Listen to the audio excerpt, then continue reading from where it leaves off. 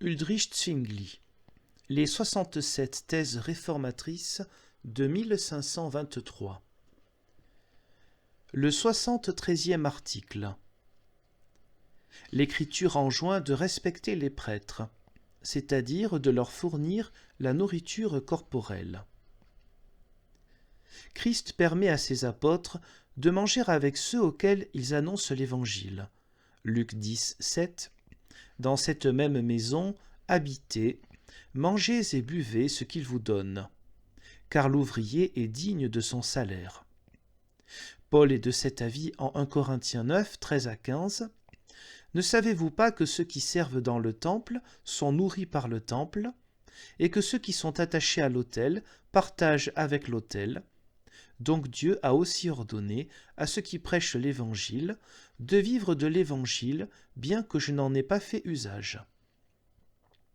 À cet égard, certains servants de messe récupèrent la première partie de cette comparaison et disent « On voit ici que nous, serviteurs du temple et de l'autel, avons le droit de vivre de notre service. » Réponse « Chers servants de messe, regardez mieux la tête, c'est un serpent de mer. » Car la première partie de la citation paulinienne ne vous concerne pas, mais est une première partie de la comparaison et est empruntée à un usage de l'Ancien Testament qui était encore en vigueur à la même époque chez certains Juifs, quand eux aussi étaient croyants.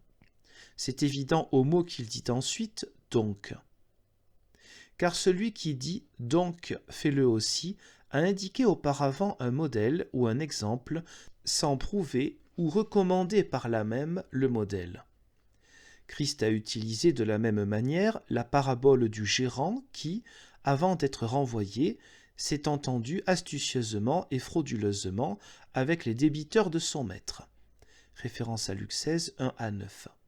Christ ne veut en l'occurrence pas que nous aussi nous comportions frauduleusement avec notre prochain, mais il veut que les humains soient ainsi attentifs à préserver leur vie corporelle pour qu'ils se ménagent à eux-mêmes un lieu où ils puissent demeurer.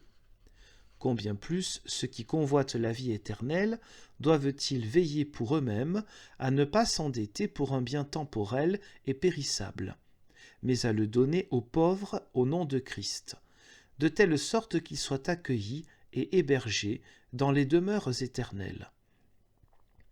Paul ne veut donc pas enseigner qu'on devrait engraisser les servants de messe, mais il pense « Regardez les Juifs qui pratiquent encore la loi des œuvres méritoires ». Plus loin, en 1 Corinthiens 10, 18, il les appelle « Israël charnel ». Il la respecte de telle sorte que ceux qui servent à l'autel prennent leur nourriture de l'autel. Donc, tu repères ici la deuxième partie de ce que Paul veut enseigner et faire valoir, Dieu a également ordonné à ceux qui prêchent l'Évangile qu'ils en vivent. Paul dit cependant en 1 Timothée 5, 17 que les prêtres affectés à la parole et à l'enseignement de Dieu sont doublement rétribués avant tous les autres, comme dit plus haut. Mais les taureaux usuriers, gras et vigoureux, ont chassé des crèches les pauvres bœufs de labour.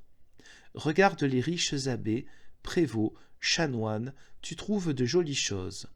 Ils prennent la dîme et les dons en nature aux braves bergers et veilleurs de Dieu. Ils prennent à la gorge les pauvres paysans qui ne leur donnent rien ou si peu qu'on pourrait à peine en nourrir un cochon. Que doit alors faire le pauvre curé ? N'accepte pourtant de telles conditions ou contrats à peu près que ceux qui ne doivent ni alimenter ni trimer.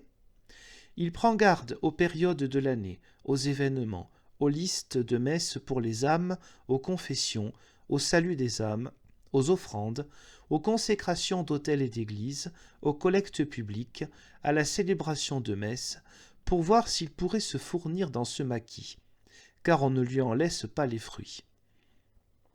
C'est de là que sont issues les œuvres méritoires. Ceux qui ne travaillent pas sont rassasiés. Ceux qui travaillent, s'ils ne veulent pas mourir de faim, doivent recourir à des mensonges. Il y a parmi les ecclésiastiques un mésusage si grand et si dommageable à cet égard qu'on pourrait écrire un livre spécifique à ce sujet, car ces curés retors et replets ne croient pas en leurs propres droits, et, partant du principe que le pape et les évêques leur permettent tout, recourent à des astuces telles que Dieu voudrait en pleurer. Mais vous, braves chrétiens, mettez vos prédicateurs de l'Évangile à l'abri de telles manigances. Ainsi, vous vous tiendrez à l'écart de ces marchandages et disposerez de la claire parole de Dieu. Car beaucoup trop d'entre vous disent « Ah, mon Dieu, que dois-je faire? Si je ne fais pas d'aumône, je suis perdu. » Je dis aussi à cet égard, quand un pasteur n'a pas un revenu suffisant, on ne doit pas seulement lui faire des oboles, mais on doit lui donner les moyens de vivre. Mais si l'on dispose d'autres libéralités, on ne doit pas exhorter les gens à faire des offrandes, comme si cela avait quelque pouvoir parce que c'est une offrande. Car l'offrande n'est rien d'autre qu'un don aux enseignants. Si l'on a ces enseignants sans recourir à l'offrande, on ne doit pas en charger doublement les conseils paroissiaux. On doit cependant, en toute chose, éviter le scandale et ne pas abolir l'œuvre de Dieu à cause de la nourriture ou d'un bien séculier. Romains 14, 20. C'est suffisant pour ce sujet.